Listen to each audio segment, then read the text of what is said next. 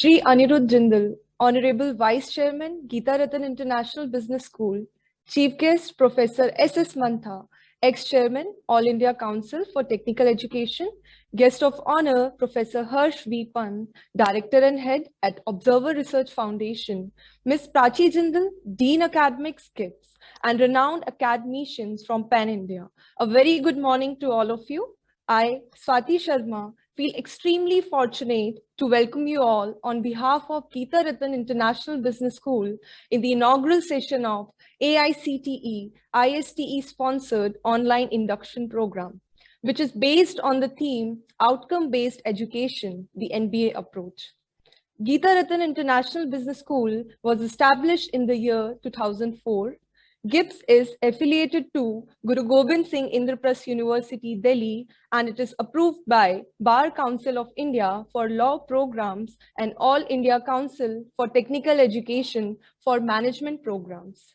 GIBS is currently offering programs like MBA, MBA International Business, BBA LLB, BA LLB, and BBA. The institute has been graded A by National Assessment and Accreditation Council in the second cycle. GIBS has been rated A+ by State Fee Regulatory Committee, a fee committee of Government of NCT of Delhi, and rated highest grading A by Joint Inspection Committee of Government of NCT of Delhi and GGSIP University. It has been rated A by Academic Audit Cell of GGSIP University consecutively from the past 8 years. Also, Geeta Ratan has been rated number 2 Pan-India by Times Business Survey consecutively for the year 2018, 19, and 2021. Now, before we proceed further, let's start this wonderful program today by Ganesh Vanna, who is the Lord of Intellect, Art, and Wisdom.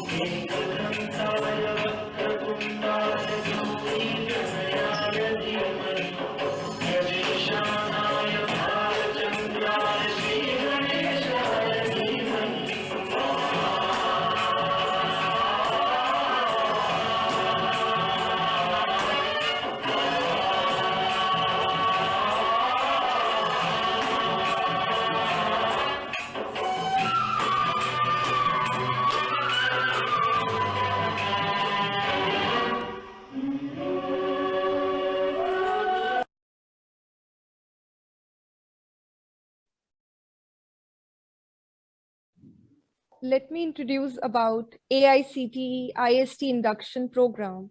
The refresher program is essential for teachers in technical education with a view to update their knowledge and enhance their organizational and pedagogical skills. This FDP spreads over 6 days, 4th and 10th of January 2022, 3 sessions a day. The sessions comprise of topics on outcome-based education, majorly covering the NBA approach, namely outcome-based pedagogy, problem-based learning taxonomy, outcome-based assessment, and documentation for NBA. Additionally, the sessions on the new education policy and stress management are the 2 topics of key relevance. As with other refresher programs of the AICTE-ISTE in terms of learning, our program offers a valuable learning platform on which effective teaching learning process could be based. Takeaways from which will be immensely useful for you all and for your organization's growth. With this backdrop, I would like to invite Honorable Vice Chairman Shri Anirudh Jindal, Geeta Ratan International Business School, to deliver the welcome address. We welcome you, sir. Thank you so much, Swati. Am I audible to you? Yes, sir. Audible. Thank you so much. A sunny morning to everyone and a warm welcome to all of you at the AICTE-ISTE sponsored orientation induction program on outcome-based education NBA approach. I, Anirudh Jindal, on behalf of Geeta Ratan International Business School, welcome all the guests and participants who are present here to attend today's induction program. I'm thoroughly pleased to witness you all here today. I proudly, as the Vice Chairman of Geeta Ratan International Business School, who has been given such a platform by AICTE and ISTE to develop and enhance the skills of faculty members through various learning resources for outcome-based education. We must know that who has been the father of this outcome-based education. To my knowledge, William G. Spady is considered as the father of outcome-based education. Spady became the lecturer at Harvard University and the Ontario Institute of Education from 67 to 73. He has also worked as a senior research sociologist at the National Institute of Education and as an associate executive director of the American Association for School Administrators. Spady is the CEO of N4, a global network of OBE experts, consultants, and visionaries. Spady coined the term outcome-based education in 1988 as an extension of works completed by John Franklin Bobbitt and Ralph W. Taylor. In his conceptualization, Spady described outcome-based education as a reorientation in educational system towards what is essential for all the students to be successful at the end of their learning experiences. This is primarily entails the identification of what is important for the learners to be able to do so, that the curriculum, instruction, and assessment are organized accordingly. His latest works are Outcome-Based Education's Empowering Essence, published in 2021, and I will personally recommend all of you to read it to get the in-depth about the topic, that is outcome-based education. With all these words, I'm extremely delighted to welcome the chief guest for the day, who is none other than Professor S.S. Mantha, ex-chairman, All India Council for Technical Education. Sir is an eminent academician and an able administrator, of who joined AICTE in 2009 as the vice chairman and has been at the forefront for bringing some radical changes of transparency and accountability in its administration. Sir, it's an honorable moment for GIBS to have your prestigious presence in today's event. I also find immense pleasure in introducing our guest of honor, Professor Harsh V. Pant. Sir is Head of Strategic Studies Program at Observer Research Foundation, New Delhi.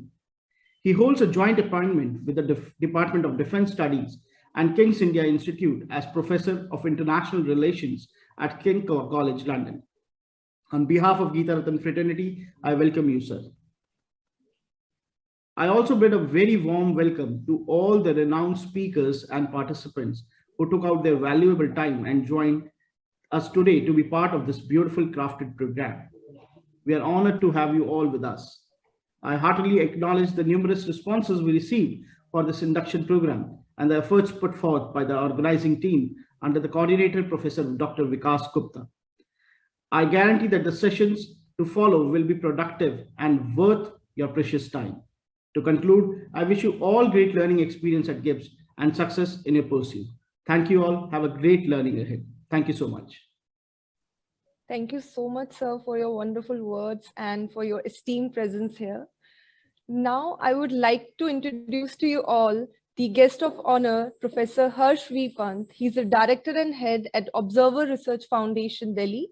He holds a joint appointment with the Department of Defense Studies and King's India Institute as Professor of International Relations. He's currently in research is focused on Asian security issues. He writes regularly on various Indian and international media outlets. He is also a non-resident with the Vadhwani Chair in US-India Policy Studies at the Center for Strategic and International Studies, Washington, D.C. We welcome you, sir, and we are honored for your virtual presence with us today.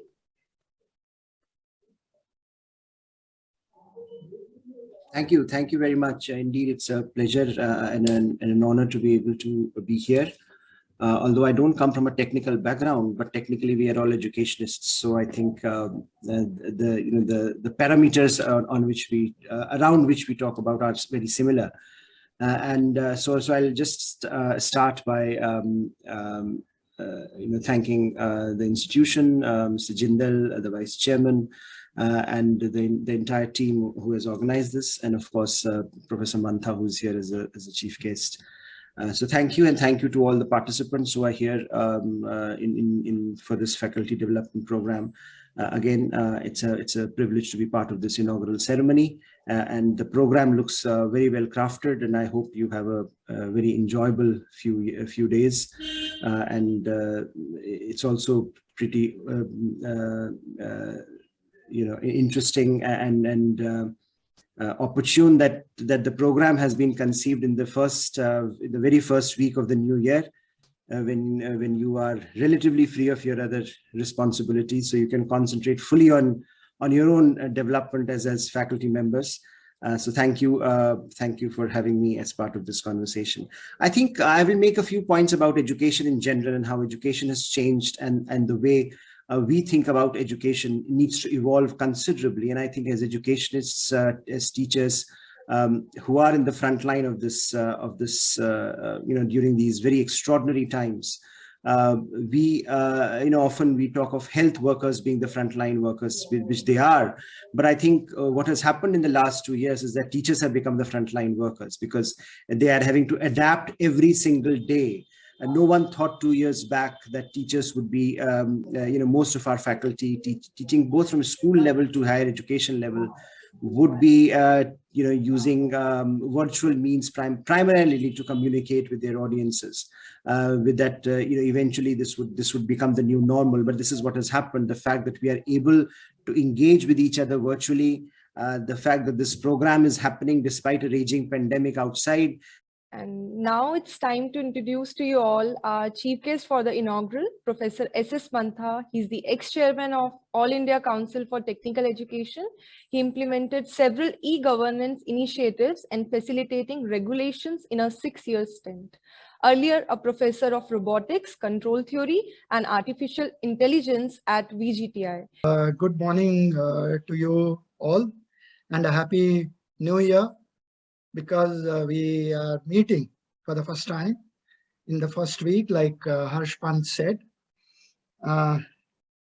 Yes, I mean, outcome-based education has several different connotations, and we need to look at the context in which we are talking about outcome-based education. And for me, probably the context should be set in the national education policy, because there are certain things which are different from the previous policies. We also need to look at how we could possibly redefine the outcome-based education to meet the requirements as envisaged there, that of creating an individual who is, who has all the faculties developed and so on. Now, having said that, everyone speaks about outcomes in education, outcomes in probably every aspect of life. And if there are no goals to achieve, there is nothing to look forward to. And therefore, there will be no innovation, there will be no development. So therefore, the outcomes of any process become very, very important. And when they are looked at from the perspective of education, then there are certain things which are tangible and certain things which are intangible. And therefore, we need to build the intangibles into a process which can actually, deliver what we are looking for. In the early days, if you remember, we had an accreditation process where inputs were given a lot of importance, which means, when the early days of accreditation of institutions and so on. For example, they spoke about the number of classrooms, the kind of infrastructure that you develop, the number of teachers that you have, and so on. And it was expected that if you provided for all these, then probably quality is an automatic outcome. Now, that process may have been fine from that perspective about 20 years back, or probably in the early 80s, when the private enterprise came into education and so on, because people are more interested in setting up institutions and so on. But over a period of time, people felt that these are something that's absolutely essential to set up an institution. So why should they become a part of, the quality measurement and so on? So we had something like, we evolved into what is called as closed loop control system, which means we have a system which has several elements. For example, in education, I can look at students as one entity, faculty as another entity, infrastructure as an entity, the society outside as another entity, the industry which employs these people as another entity, and so on. So all the quality aspect has to travel through all these elements in order to translate into something that's an outcome that's accepted by the society, by the industry, and so on. So if you actually if you draw a objective function with all these elements in place, then you can measure the output, and that output may have some error from what you have actually envisaged as the output should be, and therefore there is an error, and that error you add to the next cycle at the input. So over a period of over a certain number of iterations, you will have a certain quality that comes into the system. So over this chain of entities, you have certain quality that you prescribe at the output level, and then you try and measure that, and then you come back and try and rectify the system. Now, in this process, this is a typical closed loop control system, which is what we are using today. So what really happens is, you have a peer committee, you have certain review, and then they point out certain errors, certain certain places where improvements can happen. You go back and then try and rectify the system and so on. But it's very difficult to know in the current, even the closed loop system, as to which element is actually contributing to your, final product quality. Is it the students who have contributed to the loss of quality? Is it the faculty that have done that? Is it the infrastructure? Is it the society? Are the expectations too high? Things like that. So therefore, the system to come to a steady state in the current closed loop system basis, that time will be much larger. So therefore, what we must evolve, and the world today is evolving, is to go towards the adaptive based control systems, which means in that objective function, which has multiple multiple elements like students, faculty, and so on, you need to create a closed loop around each of that component, which means if I have students, there's a closed loop around that, which means I have certain outcomes from the students, certain expectations from the students having given these inputs, and then I have certain outcomes from the faculty, I have certain outcomes from the infrastructure, and so on. So instead of seeing the entire process as one single process, now you create closed loops around each of the entities that form the complete chain. So therefore, here the advantage is that your disturbances in the system will be settled much faster, and your quality that you are actually looking for in the system is achieved much faster. And finally, at end of each day, there will be a quiz session held for all the candidates. You will have to fill the questions. The questions would be pertaining to the sessions that undertook on that particular day. Now, I would request Professor Sandeep Srivastava sir to take over the session and tell the audience and the attendees about the new education policy. Thank you, sir. Thank you, Puneet.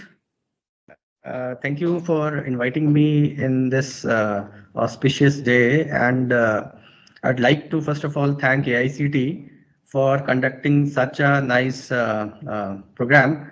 And I would also like to thank Professor Vikas Gupta for giving me the opportunity to speak on this very new and you can say burning topic. First of all, I apologize from my side for the technical glitch that have happened from my side. But nevertheless, let us start this particular session. I would like to thank AICTE and the organizer, Professor Vikas Gupta, for giving me the opportunity to talk on this very important aspect, that is National Education Policy 2020.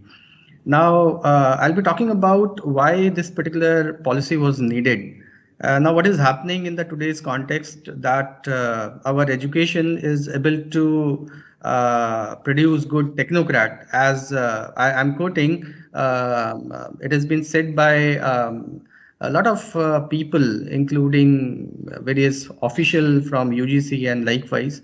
So they are saying, and it is what we observe, that our education is able to produce good technocrats, or you can say good engineers or the doctors, but our education is unable to produce good or make good human being.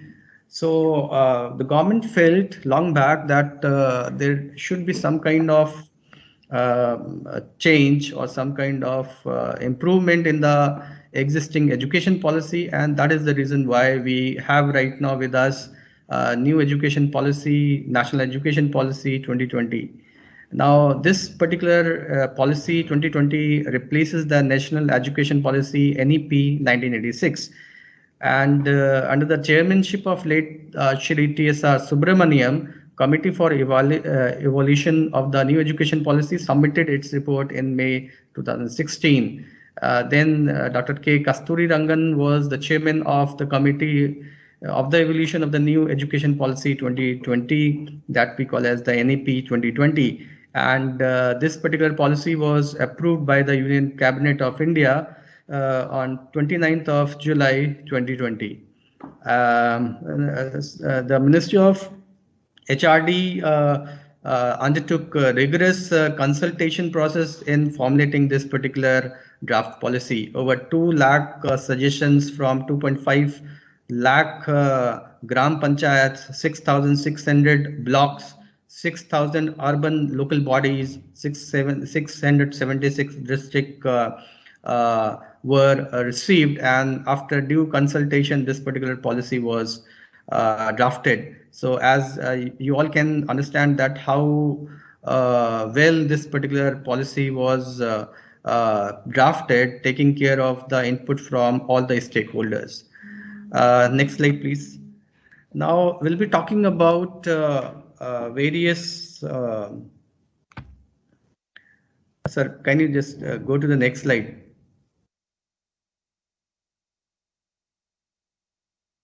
Next slide. Yes, sir. We are changing. We have changed from our site. Sir, sir, good morning, sir. Sorry to disturb. Can you please make the slide show, sir, the bigger one, and full screen mode? Sir, actually, there is a technical error from our end. So we have started the presentation in a slideshow mode, but it's not visible. So we are trying to get my technical team. So sorry for any inconvenience. Okay, fine, sir. Fine.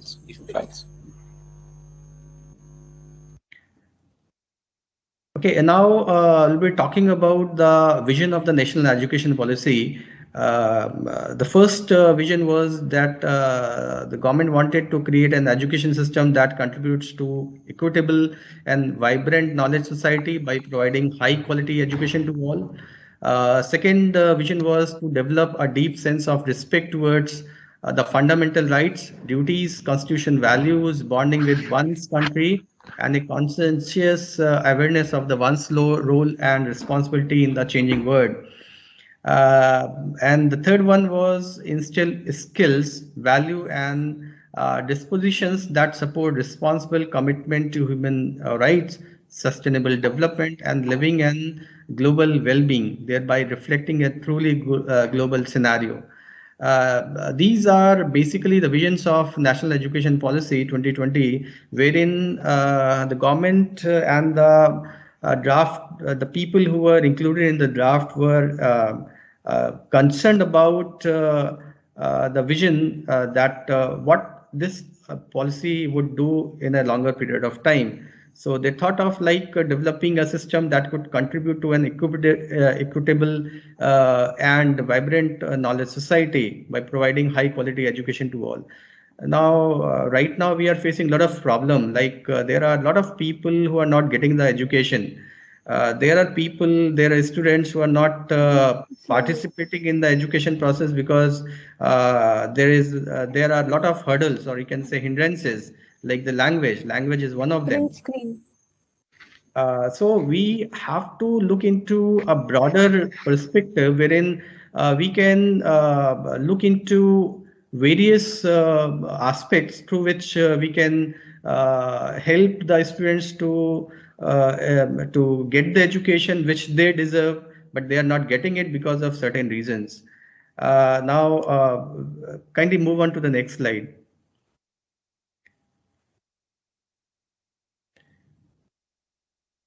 There are certain key principles of the NEP. The principles are like respect for diversity and local context.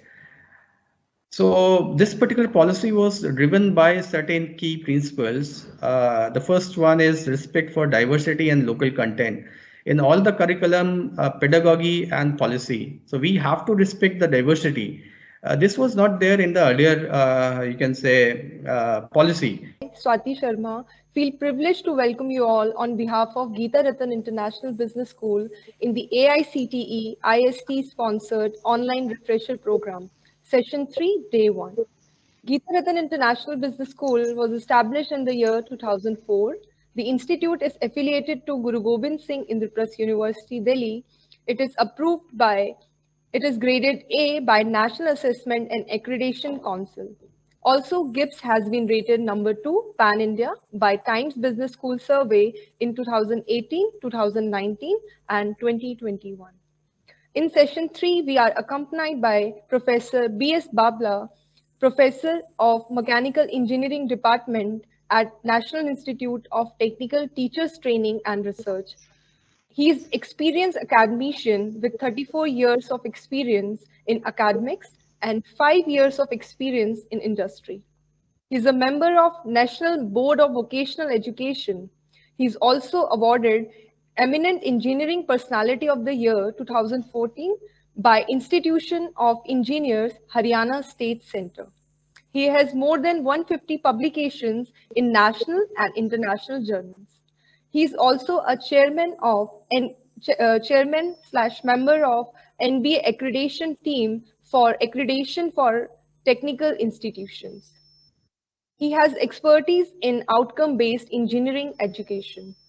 In session 3, our guest speaker will be covering the following topics: overview of NBA approach, process of accreditation, vision, mission, and goals, process of visioning, and SWOC analysis. Now, I would like to request our esteemed guest, Professor B.S. Pabla, to forward the session. We welcome you, sir.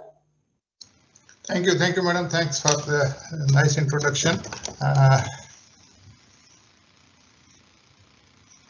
Just a second. Dr. Vikas Gupta and his team, management of the Geeta Ratan Institution, all the participants who have joined online to this program, I wish you all a very happy New Year and welcome you all to this session on accreditation and related topics. This thing, slide view.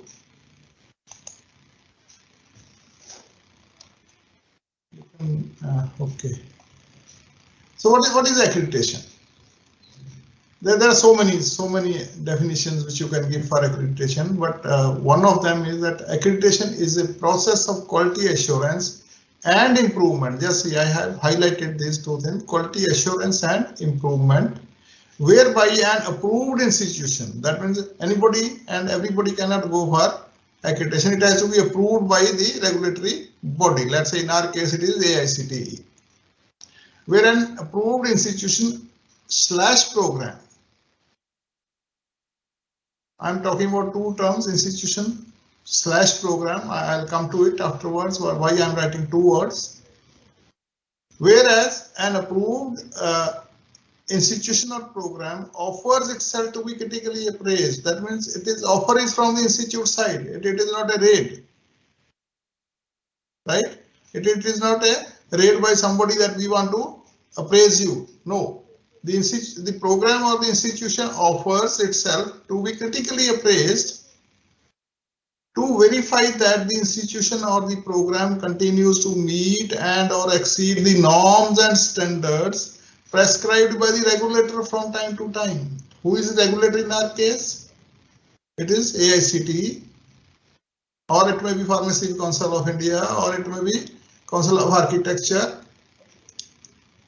So the norms and standards are prescribed by them. So what NBA, this accreditation body does, they will check, they will evaluate you against those norms only, but they may have their own performer for evaluating, right? They may have something more also, but basic criteria is where there is a question of quantities, how many classrooms you will have, how many labs you will have. That is based on AICTE. So they just see the red color terms. It is a quality assurance and improvement process. An approved institution. The institution should be already approved, and norms and standards which are prescribed by the regulator, they have to be followed. That means the institution or the program also knows.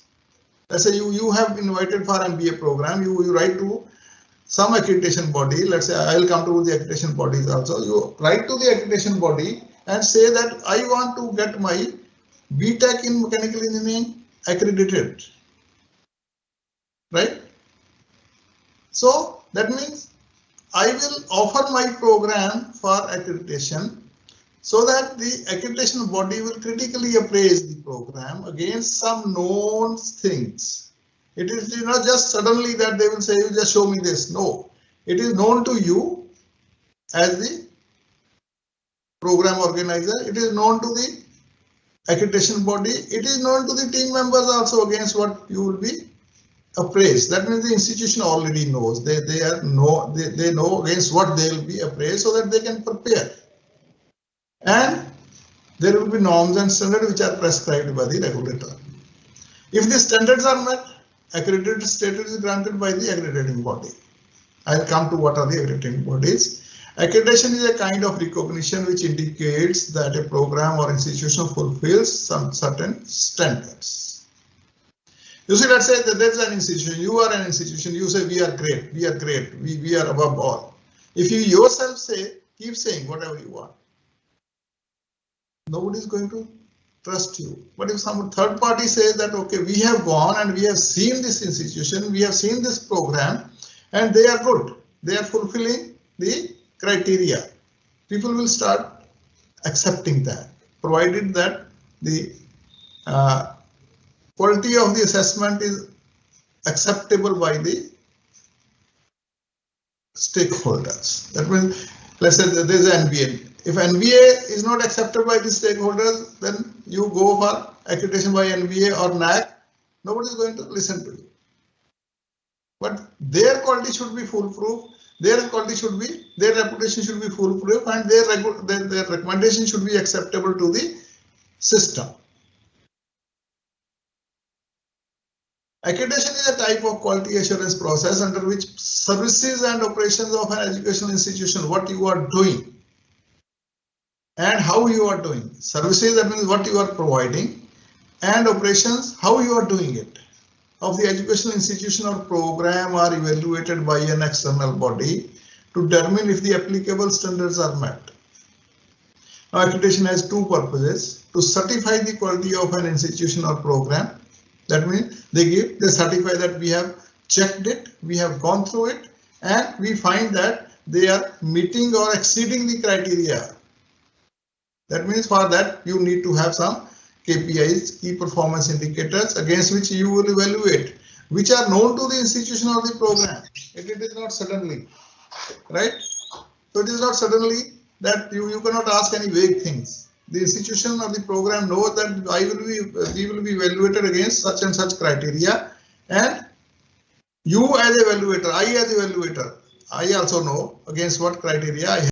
I, Sonia, feel extremely privileged to welcome you all on behalf of Geeta-Ratan International Business School on Day 2, Session 1 program of AICTE-ISTE sponsored online induction program on outcome-based education NBA approach.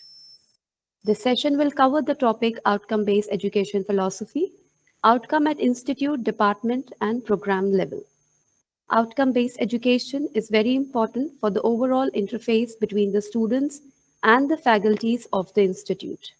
The focus on outcome creates a clear expectations of what need to be accomplished by the end of the course. Outcome-based education is a necessity of an hour and has become a part of a mainstream education. To give an insight on this topic, I would like to invite for this session Professor Sanjiv Mittal, the Vice Chancellor of Sambhalpur University. Sir, we welcome you. Thank you. To give us an insight on this, Professor Sanjiv Mittal has 40 years of teaching, research, administrative experience. Sir started his career in 1980 from Maharshi Dayanand University, Rohtak, and there he headed the Department of Management Study from 1990 to 1993. Later, Sir joined Guru Gobind Inprastha University, Delhi, and worked as Dean, University School of Management Study in 2009, and in 2019 there, Sir was made Director of Academic Affairs. Sir is also involved in accreditation of institute and is on the panel of National Board of Accreditation NBA, National Assessment and Accreditation Council NAC. Apart from this, Sir has excellent academic record. He has received 2 gold medals for his outstanding performance in his academic career.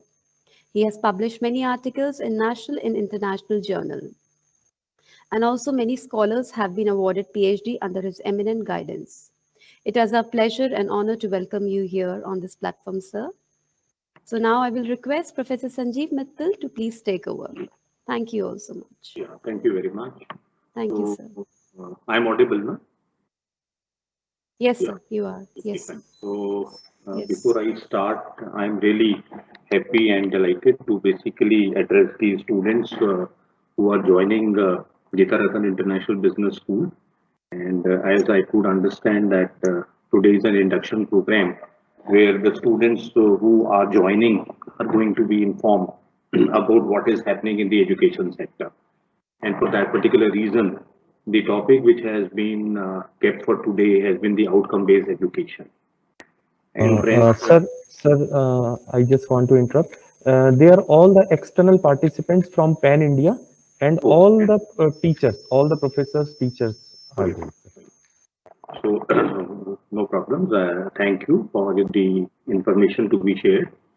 And therefore, I welcome not only the students of Gita-Ratan International Business School, but I am also welcoming all the participants Pan India who are joining over here to basically understand this process of outcome-based education. And rightly, it has been said that outcome-based education is a philosophy. It is basically the heart of the education system because when we talk of outcome-based, it means whatever education we are giving, whatever program we are running, we really need to understand exactly how the students are basically going to be benefited. So it is student-driven program as compared to teacher-driven program, and for that particular reason, there has been a lot of innovations in terms of the education that we are trying to provide. Now to continue, I will basically like to share my PPT with you so that we are in a position to understand the things in a more serious manner. Now, Vikasji, my PPT is visible? Yes, sir, it is visible. So fine. So I will not go for the full screen because I'm finding because of the bandwidth problem, the full screen will not be available. So outcome-based education, it is basically putting stones together, and that is what the government has done. And this is not a new thing that we are trying to do it over here, but it is a very old, say, philosophy that was started somewhere in 1956, where basically one of the authorities, when we talk in terms of education, we follow what is called as Bloom's taxonomy. In 1956, Benjamin Bloom basically talked that the students should be basically moving over there to different types of learning levels. Dr. Kumar not only presented a number of papers, but also chaired various academic sessions. He is Vice Chancellor nominee on Expert Committee on Designing Curriculum for Vocational Teachers Training at IGNOU, New Delhi. He is a member of State Level Research Advisory Committee. Sir is presently a professor head at National Testing Services, NTS, and Center for Measurement and Evaluation, CME. Now, I would like to request Professor Anil Kumar to please take over. Thank you very much, Professor. It's my pleasure to be the part of this particular interaction session. I think I'm calling it as an interaction session, being the reason that most of the time even national policy on education emphasizes on experiential learning. Yes. That's why little away from lecture method, we would like to have more and more interaction with our dear participants. Sure, So sir, yeah. let me respect that national policy and let me enter into the interaction first with the participants. Before I should enter into this interaction session, let me welcome all the participants from I think different parts of the university, different departments of the university. Yes, or sir. from different universities also. Madam, Yes, you sir. may correct me. Different, yes, sir. Different states also. Yes. Okay. So let me welcome you all. Let me thank organizers also for inviting me, for giving me an opportunity to interact with all the participants. As I learned from documents available with me, I think participants, most of the participants are professors, assistant professors, associate professors from two disciplines. Am I correct? Law and management. Is it okay, madam? Yes, sir. Sure. So from different background like computer science and engineering, electronics engineering Okay, are they are also from there. engineering side also. Yeah, yeah. Sir. Okay, Thank you, sir. okay. So from different backgrounds also they are there. And as I worked in National Institute of Technical Teachers Training and Research, so most of the time I was interacting with participants of the engineering discipline, including management and pharmacy also. So it will be a live session that way. Let me come to the discussion on the topic value analysis and issue analysis.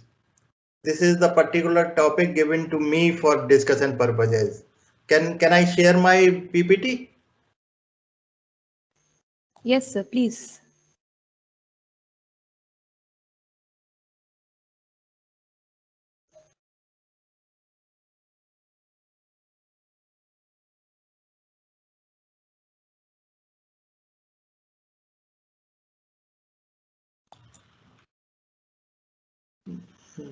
Can you open the tray, madam?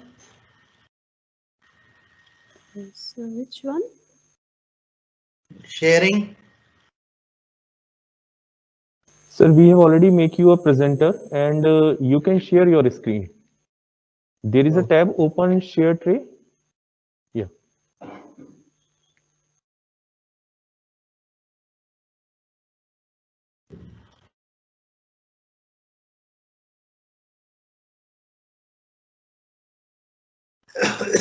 I think the screen is available for all of you. Yes, sir. Its screen is visible. So basically, topic for discussion is we are referring to outcome-based education, and therein we are discussing with all of you value analysis and issue analysis. I think before I should enter into the value analysis and issue analysis, I have to recapitulate. I have to think of that how much you are aware of outcome-based education, because until and unless you are aware of outcome-based education concepts and strategies, procedures and principles of this outcome-based education, I think it's difficult to enter into value analysis and issue analysis of outcome-based education. So I will start my session with recapitulation of certain aspects of outcome-based education. Let me emphasize this, that this is a latest paradigm shift sweeping education from elementary level to PG level, including technical education, even medical education. Medical education, it is must. But in all the spheres of education, at all the levels of the education, you will find that nowadays talk is on outcome-based education. Somebody is doing cheating and these types of thing, 3 persons in 3-day visit cannot verify everything.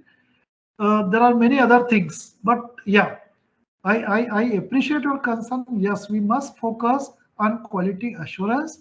We must focus on placement or entrepreneurship of a student. I fully agree with you. How do we do it? That is different matter, but we should do it if we want to prove that in India we offer quality education. I agree with you. But documentation and fabrication, everybody is not doing. Okay. Any other question, please? Those who are interested in accreditation, please attend register for my accreditation program. 91 videos are there and 15 e-content modules are there. So that will definitely make you appreciate that it is not fabrication or it is not documentation. It is simply continuously improving the quality. Yes, sir. Yeah. Ji. Any other question, please? Sir, I don't see anything in the chat box right now. So Then we coming can to go the ahead. next level, yeah. Then coming to the next level, that is perspective plan. Plan to achieve the mission. So once we have prepared the 15-page or 20-page document, which will act as a base document for, or which will become the base document for decision making, communication, marketing, collaboration, communication. Are you able to see the PPT?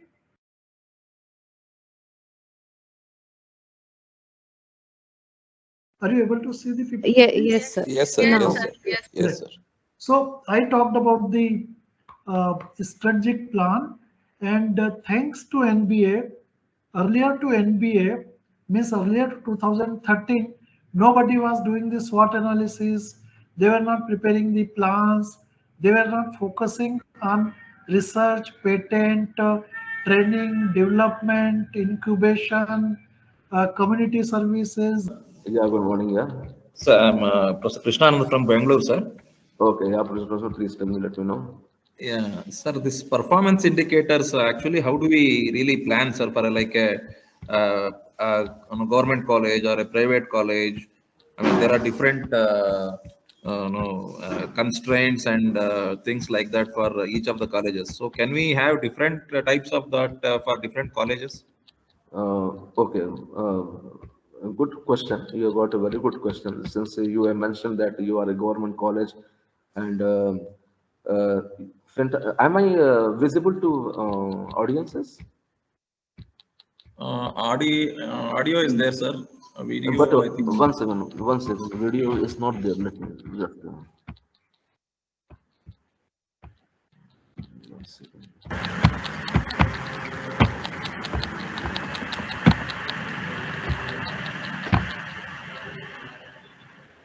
Now, is it visible? Is it visible? Yes, sir. Yes. Yes, sir. Yes, sir. Fine. See, the question which we had asked actually that about the KPIs and how are you going to design that? Approach document will say, now let us say you have so many stakeholders in place, employers are there. Just as I mentioned you that different stakeholders, then you have a meeting for that. Then you decide about the KPI in that particular, that my approach document says that these are my KPIs maybe. And then we have the result in place. And as I told you, it is a cycle which after every period you have to review it and increase your KPIs. The better is the performance of any curriculum course or design or anything. Sir, have I addressed your question? Yeah, no, the question was like, sir, when you are preparing SAR, we are preparing the SAR in the beginning only, right? To submit to the NBA to go for accreditation. So that time, of course, we may have some meeting of the stakeholders and alumni or something, and we would have identified vision, all those things, and then do this. But this process itself will take around 3 to 5 years to even go for the accreditation after 3 years or 5 years. So by that time, definitely some of these factors will change, no, sir, because what we decided 3 years in advance may not be there at the end of 3 years or something, or we might have improved, or we might have not got that particular thing. So can we change it like that at the time of when we actually go for accreditation? You can very well change in the. Today in session 1, we are accompanied by Dr. Nilesh Kalani. He is the Director of Internal Quality Assurance Cell in RK University, Gujarat. He has an experience of 24 years, more than 24 years in higher education and continuous process industry. RK University has been ranked among the top 200 universities in the NIRF 2021 ranking, and recently announced ARIA 2021 ranking. We have been placed in the excellent band in the universities. So these are some of these things, and apart from this, we are having various Erasmus Plus projects kept for capacity building in higher education. We are lucky enough to have 5 different EU projects, and in one of such project, we are also the lead. So now let me start my presentation with this small introduction. Just a minute.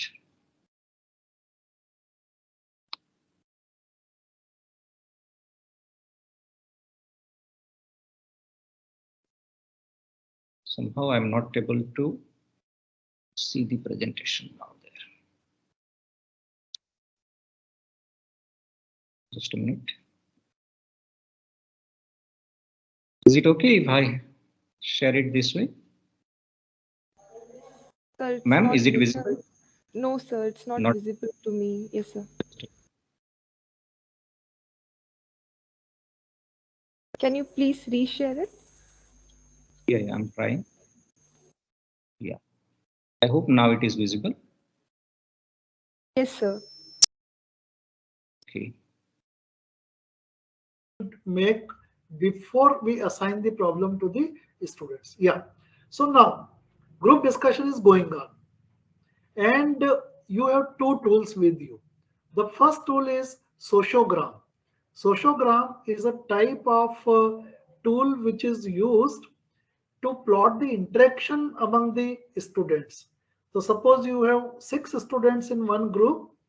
So who has taken initiative to start discussion? Who has responded to his initiation? Who was alone? Means who was a withdrawn person or isolated person who has not participated in the discussion. So you plot the interaction pattern among the group members, and based on that you can provide them a positive constructive feedback for participation in the group discussion. So this is related to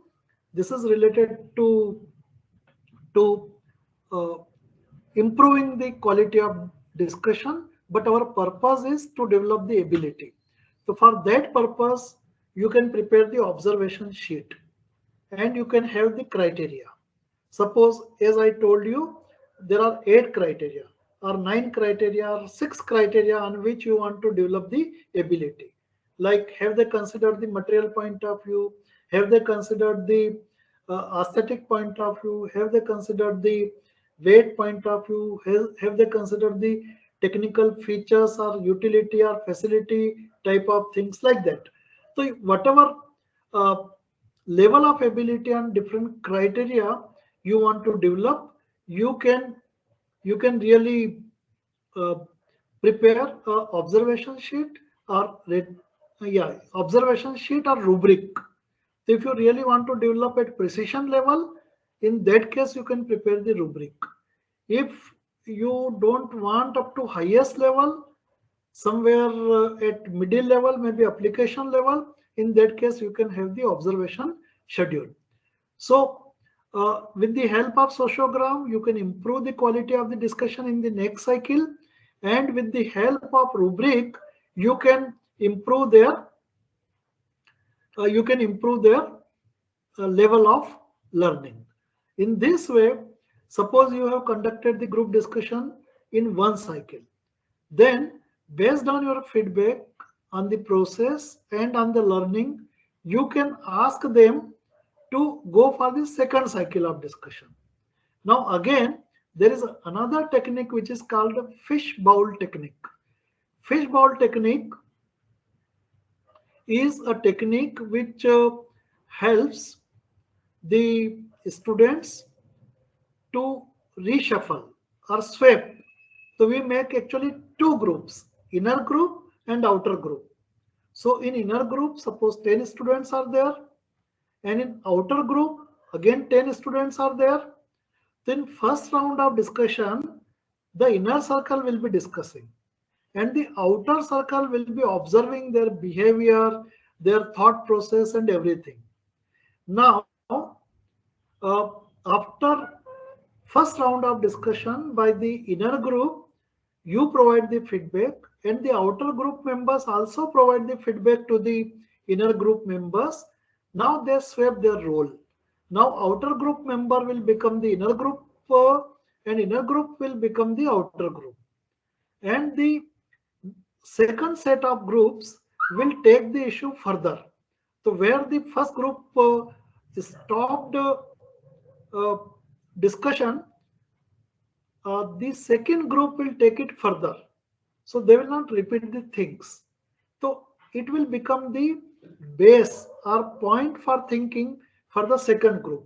So in this way, we try to create leapfrog effect in the group discussion. So generally, we go for 2 to 4 cycles, and in this way, we can make them master in one ability. So actually, it is the competence and creativity of the teacher. How do you organize it, and how do you take them to the highest level? Now, suppose you are having 60 students and you have formed 6 groups, and you have formed 6 sets of groups, and you have formed 2 groups in one group. So 5 students in one group and 5 students, no, those 10 students you are divided into 2 groups. So inner group 5 students and outer group 5 students. In this way, you have 6 sets of groups, and if you give one theme to the students, they go for say 2 rounds or 4 rounds, and after that, if you have plenary session, means you make it collaborative, it can do miracle, I tell you. So this is how we develop the creativity, creative thinking skills, critical thinking skills, investigative thinking skill, then presentation skills, observation skills, feedback providing skills, communication skills, analytical skills. Many types of skills can be developed using only one theme, but it should be scientifically organized. So generally, when I conduct the sessions in my institute on a particular theme, so I devote 1 day time on group discussion only, and I try to find out the theme which is challenging, emerging, which invites people to think and think and think like that. And I go up to the collaboration level, and I have seen the miracle of it. I have seen the synergetic effect in the terms of psychology. Synergetic, 2 plus 2 is more than 4. So I have seen that type of effect, and at the same time, it develops many types of abilities. Now, suppose you are a trained teacher and you are organizing the group discussion in this way. Now, what is happening during the discussion? So it should not be done casually. What is happening during the discussion? The students are compelled to think. So what they are doing? They are identifying the information which is stored in their cell, in the brain. After identification of the cell, they are trying to retrieve the information. What was that principle? What was that concept? What was that tool that we learned, like that? So whatever learning was there, it is stored here in the cells. Maybe formal learning, maybe informal learning. So they are able to identify the cell, and they are able to retrieve the information. And now they are trying to apply the information on the given theme. So actually, we are not interested in that. For this, there are a number of rote learning or memory-based methods. We are not interested in it. We are interested in after retrieving the information, the fellow should use it for generating creative ideas. That is our purpose. So there are a number of internal and external processes goes on in the brain of your students. They are analyzing the issue, they are identifying the cells, they are retrieving the information, they are using it to resolve the situation, they are using it to think further and further, they are using it to think creatively, like that. So that type of conducive environment we need to develop. So we have talked about the sociogram. Sociogram is a tool which is used for plotting the interaction, and on the basis of that we can see which students are active, which are not active, which have dominated the discussion. In a group, if subgroups are formed, then why the subgroups were formed and how to break that mentality. So all types of decisions and feedback may be given. Decisions may be taken and feedback may be given by the teacher to the students for the improvement in the process. So we have talked about the sociogram. I would request all of you to Google sociogram and go through it. There are variety of uses of sociogram in group discussion. Then I talked about the fishbowl. So again, I would request all of you to do the Google and read about the fishbowl exercise, especially in technical and higher education context.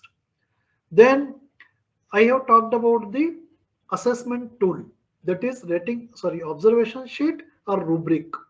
So that rubric or that observation sheet should be prepared by the teacher in advance, and it should be given to the students so that they know that what is the expected level of learning and behavior to be demonstrated during the discussion. So your rubric or your observation sheet becomes the tool for motivation for learning. Okay, then that observation or rubric becomes the tool for learning. And navigating the ambiguity, complexity that comes with multiple perspectives. And for this session, we have Professor Dr. Sreeram Sundar Chaulia, Professor Dean, Jindal School of International Affairs. Professor Sreeram Chaulia is a social scientist and an opinion maker on international issues. He holds a doctorate and a Master's of Art in Political Science and International Relations from Maxwell School of Citizenship and Public Affairs, Syracuse University, USA, and Master of Science degree in History of International Relations at the London School of Economics and Political Science, UK. Sir was a Radhakrishna British Shevering Scholar at the University of Oxford, UK, where he obtained a Bachelor of Art in Modern History. He also has a Bachelor of Art Honours from St. Stephen's College, University of Delhi. Apart from this, Sir has area of specialization include diplomacy, foreign policy, comparative politics, international political economy, international organization, armed conflict, humanitarian practice, and contemporary world history. Sir has worked as an international civilians peacemaker for Brussels-based NGO Non-Violent Peace Force in the war zone of Eastern Sri Lanka and Southern Philippines for over 3 years. He is an advocate for freedom and democracy and has written extensively about the problems of repression and human suffering under authoritarian regime. Sir, we welcome you. Sir, I will request you all, sir, to please take over the session now. Thank you, Sonia ji. Thank you so much. Must Thank say you, greeting. sir, for joining. Thank you, sir, for joining us. Yes. Am I audible to all? Yes, sir, you are audible. Okay, wonderful. Well, I hear this has been a very, rewarding event for the last several days. You've been going through these sessions, which I hope are useful to you as teachers and instructors, which you can apply to your own institutions and your own daily work. So it's a privilege to be addressing all of you and to be engaging with all of you. Thank you. They're hosting something like this, which is of broad value and utility to teachers across the board. So well done and happy to be associated with you again. Let me jump into what has been assigned to me, and which is something, of course, all of us grapple with on a daily basis, which is differences and how we can make them a strength rather than a weakness as educators.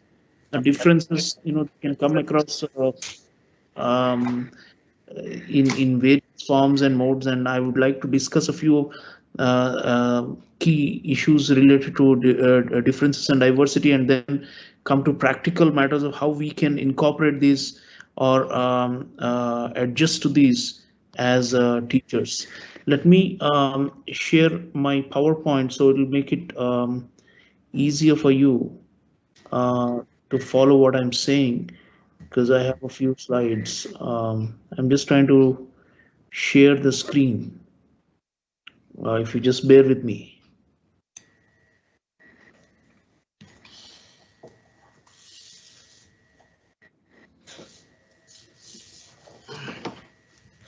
For whatever reason, it's not letting me share content. Would you mind, can I request yes, sir. your team if you can upload my PowerPoint at your end? I'll do it, sir. Yes, sir. Yes, sir. Yes, sir. We can. When I'm trying the share content, it's just buffering. No problem, sir. We are sharing from our end, sir. Yeah, please, that will be most helpful.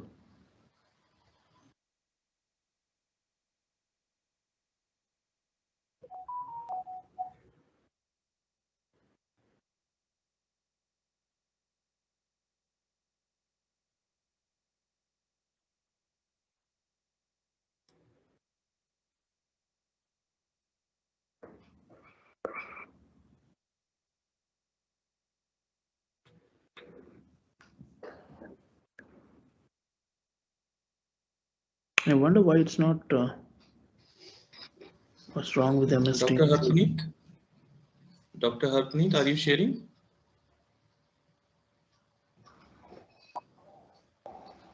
Sir, I'm on it. Just give me a couple of minutes. I'm on it. Okay.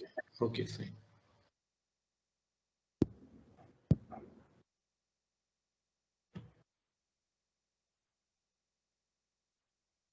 So, just for my knowledge, what are the sessions that have happened so far, Vikasji? Which sir, actually, the topic was outcome-based education and NBA approach, and we started with the national education policy and different topics related to outcome-based education, say PO mapping, CO mapping, and pedagogy, like this. So, from last 5 days, we were discussing all these issues.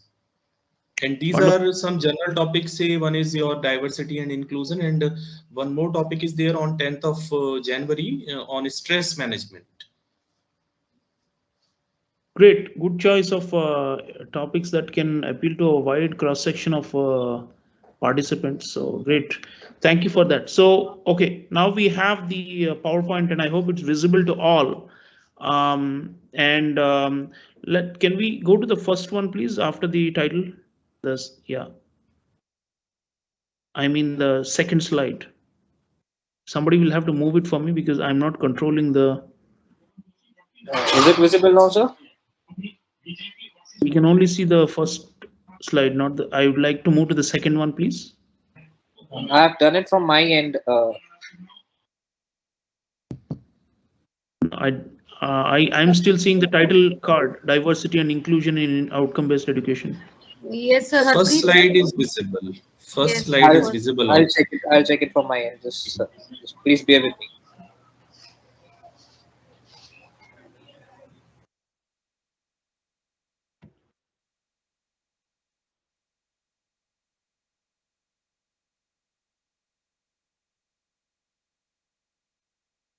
Great, we have it now. Thank you so much. Thank you. So, difference and variety is of course inbuilt in nature and in all forms of existence. So there can never be homogeneity or uniformity beyond a certain limit, and that's the whole point about how we can manage differences. And I just mapped out a few varieties or it's like a typography of differences, especially relating to the classroom and when we teach. And of course, it also applies to our research as scholars. Now, when we talk of differences or diversity, these are some of the categories I could think of. Probably you could come up with a few more. So I'd like us to go through these different types of diversity. First, understand what each of these means, and then see how it can be connected to our classroom-based learning and teaching and learning-based outcomes. So to begin with, I could think of 4 categories. I'm calling them ideological, epistemological, demographic/socioeconomic, and cognitive. These are differences when it comes to students, when it comes to ourselves as teachers and as scholars. They apply to all categories, learners and the teaching community. Now, if you all know the parable of the blind man and the elephant, which goes back to ancient times in the Titta Sutra and all the Buddhist texts, and subsequently across the Indian subcontinent, we are quite familiar with this idea that the real world is complex, and each of us probably sees it from our own lenses or from a narrower foci, but then the reality is much bigger, and we don't often see the larger reality. We all tend to see it from multiple perspectives of our own, and that I wanted you to think about it at the outset, because the whole idea of diversity comes from this, that we are only seeing part of the picture. There are others who are seeing the same thing differently for a variety of reasons. And what do we do about it? Do we dismiss the other's viewpoint, or do we accommodate or incorporate it into our learning and teaching? And what are the parameters for inclusion of content or exclusion of content or ideas? So this, across the sciences, the humanities, social sciences, you have this broader issue of multiplicity. So let's look at each of these categories in some detail, and then go back to how we can and directly comes to the point. Basically, what is stress? Stress is a feeling of emotional or physical tension. Many of the people may ask this, that whether physical tension is possible, because in most of the cases it is a behavioral aspect and it is an emotional tension. But yes, physical tension is also there, and it is so connected with our brain that we always see those tension as emotional one, but it is also in our physical system. Can anyone tell me, those who are attending, that have you ever feel any I say redness on your face while you feel awkward? Anyone? Redness on your face while you feel awkward on a situation.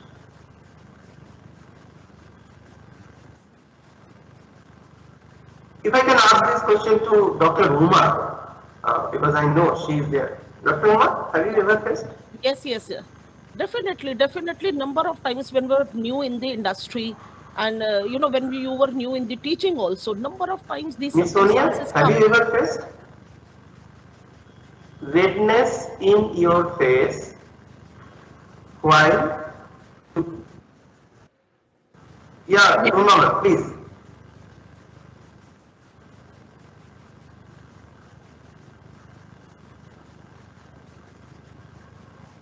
Kumar, please repeat.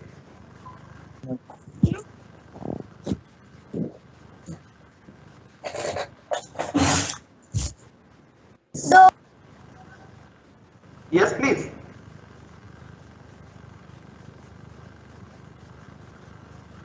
am not getting your voice.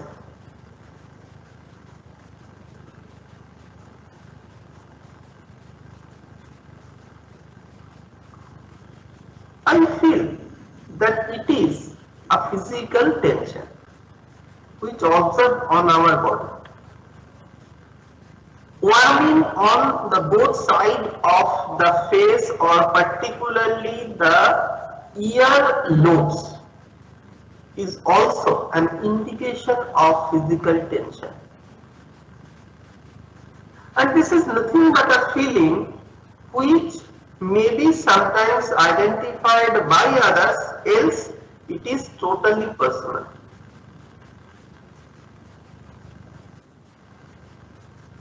And basically it is coming from any event or thought that makes you feel frustrated, angry or nervous. If you see all these three stages, frustrated means what you targeted to complete, you cannot complete. It creates your frustration. But here, you feel that it is for your own reason. You could not complete it. Then you feel frustrated. But when you feel it is due to for any other's activity, you could not complete it, you feel angry. And the third one is when you could not complete because you are not competent to complete it. You feel nervous. But all these three events ultimately creates stress on your body and mind. Yeah, good morning to everyone and Happy New Year. I really want participants to be very interactive. Yes, good morning to everyone. Good morning, ma'am. Yeah, good morning. See, good morning, ma'am. Very good morning. First of all, let me tell you why I'm asking to say good morning. Tell me sincerely, I need sincere response from everyone. You know, we all have faced stress and we are facing. So tell me sincerely, how many of you say good morning to your family members or God in a very happy way? Please tell me sincerely. And Dr. Harpunit, you can see the chat because chat is not visible to me. So I want, participants to say yes or no. I'm saying sincerely, we say good morning. Yes, ma'am. Yes. You say good morning. Yes. And how many How many of us do this good morning to stress? I really do this, let me tell you, though I'm taking stress. Absolutely. We say good morning to stress. We say good morning to stress. Let me tell you, what happens, for example, as Professor Ghosh was discussing, that we are now very prone to WhatsApp. And some of the bosses, they have a habit of sending messages on WhatsApp that this is the schedule that you have to do this work. And that gives stress. And we never say good morning to our family members or God. We say good morning to stress. And believe me, my slides are my own experience when I was on bed in 2019. Let me tell you, it's not that you being a lady, you get physiological stress. There are so many female candidates I'm seeing as a participants, and equally to male also. As we have different kind of stress, we have emotional stress, we have physiological stress, we have environmental stress, and of course, we have workplace stress. So 90% we say good morning. Ask people who are doing marketing and sales, they have targets. They don't say good morning to their family members. They say good morning to stress. So how I define stress? Nothing is written. Nothing is written in this slide. I have my own definition of stress. What you are seeing, it's a spring. Agreed? Agreed? It's a spring. All of you, I need answer from you. What you are seeing in pink, it is a spring. Fine. Yes, sir. Now what is that? I'm just releasing pressure on this spring. It's dabav. That is stress. Because spring is not in a normal state. I am putting pressure on the spring. It is dabav. In English, we call it as stress. But if I stretch the string, it is tension. If I stretch, because we people have habit of stretching it. See, when I say we people, we are also part and parcel of that. But the only thing is, I'll tell you how I have started overcoming my stress. And this is the reason, thanks to Dr. Vikas for giving us opportunity to take this session, being the main coordinator of this workshop. This is my, I have experienced, and I thought that I can tell you better. So this is the definition of stress, that I'm putting more pressure on spring, and spring is not in its normal state. It is an abnormal state. And when I start stretching this spring, it becomes tension. So this is stress. Fine. And my formula. Some of the science students or science people from science background will say, ma'am, what is this? This is the formula of stress. Pressure is equal to force divided by area. Force is situation. Again, a wonderful presentation has already been given by Professor Ghosh. Situations can come from workplace, agreed. Situation can come from family. Situation can come from financial problems. Situation can come from society. Situation can come from my own body, physiological. I am diabetic, or I am having this, I am this problem. So what is formula of stress? Force is situation, and area is meri samna karne ki shakti. The better word to explain this, that is my strength to face that. And when my strength is weak, definitely the situation will overcome that, and that will lead to stress. So it's a wonderful formula which I have taken from physics and I have applied here, that pressure is equal to force divided by area, where force is a situation, that is situation or threats or stress or tension which is released to me, and area is my strength. Fine. But what to do now? What to do? Let us come. This stress can come to us, keep on coming. Is this the solution? Tell me. Should we know how to manage it? Please tell me, should we know how to manage this stress? Should yes, we know how certainly. To, yes, certainly, yes. ma'am. This is need of an Absolutely. See, let me tell you, I also met psychologists in Gangaram Hospital. Let me tell you, because I was going through a phase which every lady goes, and because of that, and there was a pressure of work also. There was a pressure of my son. Everything came in a line. My son's board examination. So we have a habit of taking stress. But let me tell you why we should pay to these psychologists. Why? What they know about us? Just do our counseling. That's all. No problem. You can contact them for your health problems. But let us manage stress ourselves. Why to pay them for 2 hours, and within that 2 hours they can understand everything? No. First of all, I'll explain one by one this point, but let us see how to manage stress. Understand your stress. 90% of the time we don't understand our stress. This stress is coming from workplace, and what we are doing is we are coming back to our house in frustration and giving stress to other people also. At least unko to theek rehne do. What we are doing is we are coming, definitely see stress is there in the workplace, and what we all have to perform. So what we are doing is we are coming with this stress, and we are giving this stress to our family members also. But understand your stress, identify your stress sources. First, I'll see the points, then I'll explain one by one. Learn to recognize stress signals. Recognize your stress strategies. Make self-care a priority. This has been done by me. Make self-care a priority. Ask for support when needed. Fine. So let us take one by one. Understand your stress. Don't compare. Don't compare. Iska bacha perform nahi kar raha. This person, this lady is saying, your friend is saying that my son is not performing. You know, it has happened to me. Don't ever think that this will happen to you also. How do you stress? It can be different for everybody. By understanding what stress looks like for you, you are better prepared. I have my toolbox. Let me tell you, if WhatsApp is my stress, that in the morning my boss will give me work, I have stress management toolbox. Let me tell you, and who is my stress management toolbox? My husband. Let me tell you one thing.